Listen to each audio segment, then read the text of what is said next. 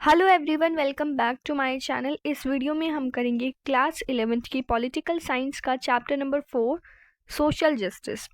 Social justice जो हमारा chapter है उसमें हमने जस्टिस के 3 प्रिंसिपल्स जो है वो तीनों प्रिंसिपल्स हमने पढ़ लिए थे। ठीक है, और जल्दी से इस जो वीडियो है इसको लाइक कर दीजिए और चैनल को सब्सक्राइब कर दीजिए ताकि ऐसी वीडियोस आपके लिए आती रहे। अब हमारा जो टॉपिक है वो है जस्ट डिस्ट्रीब्यूशन। ठीक है, तीनों प्रिंसिपल्स हमने अच्छे से समझ लिए थे, जिसमें हमने 3 प्रिंसिपल्स कौन कौन से पढ़े थे। Equal treatment for equals, proportionate justice और रिकॉग्निशन ऑफ स्पेशल नीड्स। ठीक है, अगर आपको वो वीडियोस देखनी है तो उनका लिंक आपको डिस्क्रिप्शन बॉक्स में मिल जाएगा। अब ये जो हमारा टॉपिक है जस्ट डिस्ट्रीब्यूशन का, इसका मतलब क्या है कि जो भी रिसोर्सेज हैं, जो भी चीज़ जो है डिस्ट्रीब्यूट हम कर रहे हैं वो सोसाइटी में इक्वल तरीके से डिस्ट्रीब्यूट हो, जस्ट डिस्ट्रीब्यूशन हो, सबको बराबर मिले। ठीक है, अब सोशल जस्टिस को सोसाइटी में अचीव करने के लिए गवर्नमेंट्स जो हैं वो नई नई पॉलिसीज़ लेकर आती है, नए नए लॉज बनाती हैं और ऐसे ये जो लॉज और पॉलिसीज़ हैं वो फेयर मैनर में दी जाती हैं। ठीक है, बनाई जाती हैं। सोशल जस्टिस मतलब ये जो है लॉज और पॉलिसीज़ बनाना ये सफिशिएंट नहीं है। जस्टिस को तो प्रमोट करती है लेकिन ये सफिशिएंट नहीं है। जस्टिस के लिए जस्ट डिस्ट्रीब्यूशन होना गुड्स और सर्विसेज का काफ़ी इंपॉर्टेंट है, चाहे वो नेशंस के बीच में हो, चाहे वो डिफरेंट ग्रुप्स के बीच में हो या फिर डिफरेंट सोसाइटीज़ के बीच में हो। If there are serious economic or social inequalities in society, it might become necessary to try and redistribute some of the important resources of the society to provide something like a level playing field for citizens. अब अगर हमें ये जो inequalities हैं society में, जो भी inequalities हैं, सोशल इनइक्वालिटीज़ हैं, इकोनॉमिक इनइक्वालिटीज़ हैं, उनको ख़त्म करना है तो ये ज़रूरी हो जाता है कि जो भी रिसोर्सेज हैं, जो भी गुड्स और सर्विसेज हैं, उनको रीडिस्ट्रीब्यूट किया जाए, दोबारा से डिस्ट्रीब्यूट किया जाए। Therefore, within a country, social justice would require not only that people be treated equally in terms of laws and policies of the society, but also that they enjoy some basic equality of life conditions and opportunities. अब justice अगर हमें country में justice लाना है तो justice लाने के लिए सिर्फ लोगों को इक्वली ट्रीट करना सफिशिएंट नहीं है, लॉज और पॉलिसीज बनाना सफिशिएंट नहीं है।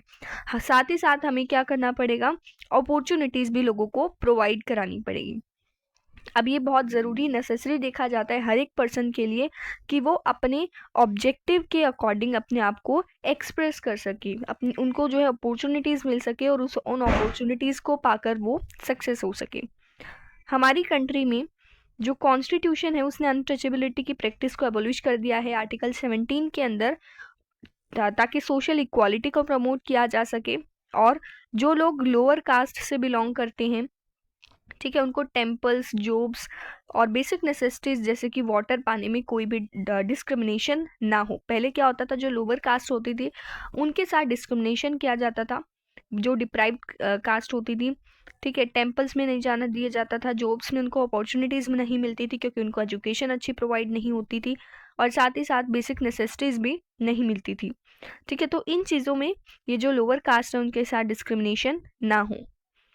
Different state government have also taken some measures to redistribute important resources like land in more fair manner by instituting land reforms.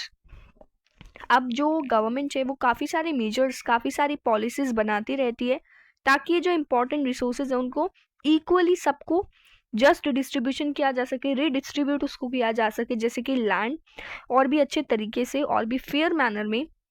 ठीक है, ताकि जस्ट सोसाइटी हम क्रिएट कर सकें।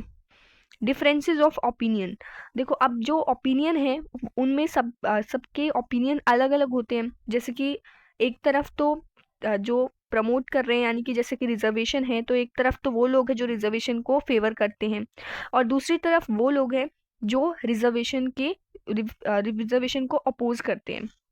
ठीक है, तो यहाँ पर डिफरेंसेस हैं ओपिनियन के, और अगर इन ओपिनियन में डिफरेंसेस होंगे रिसोर्सेज को लेकर, रिसोर्सेज को डिस्ट्रीब्यूट करने को लेकर या फिर एजुकेशन को लेकर, जैसे एजुकेशन में भी कभी कभी रिलैक्सेशन दी जाती है जो कि डिप्राइव्ड क्लासेस होती हैं, जॉब अपॉर्चुनिटीज़ भी उनको ज़्यादा प्रोवाइड की जाती है।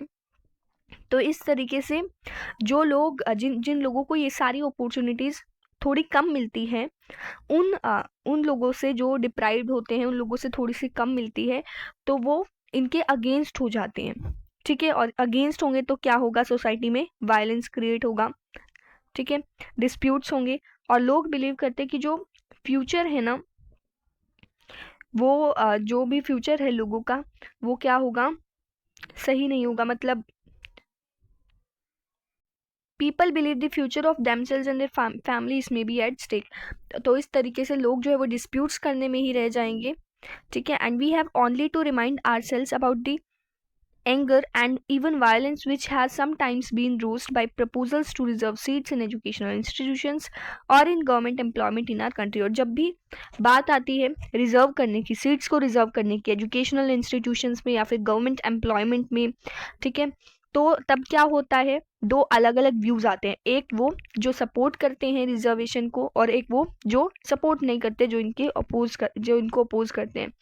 ठीक है, तो उससे भी वायलेंस क्रिएट होता है। As students of political theory, however we should be able to calmly examine the issues involved in terms of our understanding of the principles। और अब ये बात आती है कि हमें ये चीज़ पढ़ने की ज़रूरत क्यों है। अब जो भी ब्यूरोक्रेट्स जो होते हैं, तो उनको ये जो यहाँ पर ये जो थ्योरीज होती हैं, उनको पढ़कर उनको हेल्प मिलती है, उनको आइडियाज़ मिलते हैं, और वही तो पॉलिसीज़ वगैरह बनाते हैं। ठीक है, तो हमारा यहाँ पर एक क्वेश्चन है, can schemes to help the disadvantage be justified in terms of a theory of justice. अगर थ्योरी ऑफ जस्टिस के अकॉर्डिंग देखें तो क्या ये जो स्कीम्स हैं, जो डिसएडवांटेज लोगों को हेल्प करने के लिए जो स्कीम्स बनाई जा रही है, क्या वो जस्टिफाइड है, तो ये आपको सोचना है। एंड नेक्स्ट सेक्शन में हम क्या डिस्कस करेंगे, हम एक पॉलिटिकल फिलोसफर है जिनका नाम है जॉन रॉल्स। ठीक है, क्योंकि थ्योरी जो है, जब भी हम थ्योरी पढ़ते हैं तो साथ में थिंकर्स का नाम ज़रूर आता है। अब जो जॉन रोल है उनकी थ्योरी हम नेक्स्ट वीडियो में करेंगे। ठीक है, अब रोल्स जो थे उन्होंने आर्ग्यू किया था कि यहाँ पर क्या होना चाहिए, रेशनल जस्टिफिकेशन होना चाहिए, ताकि नीड को एक्नॉलेज किया जा सके, और जो privileged at least to the list privileged members of a society, और हेल्प प्रोवाइड की जा सके जो भी डिप्राइव्ड सेक्शन है सोसाइटी का। ठीक है, इसको हम नेक्स्ट टॉपिक में और भी अच्छे से डिटेल में पढ़ेंगे। ठीक है, तो अगर आपको इस वाले टॉपिक में कोई भी डाउट है तो आप कमेंट करके पूछ सकते हैं, जस्ट डिस्ट्रीब्यूशन वाले टॉपिक में। मिलते हैं अपने नेक्स्ट वीडियो में। Thank you.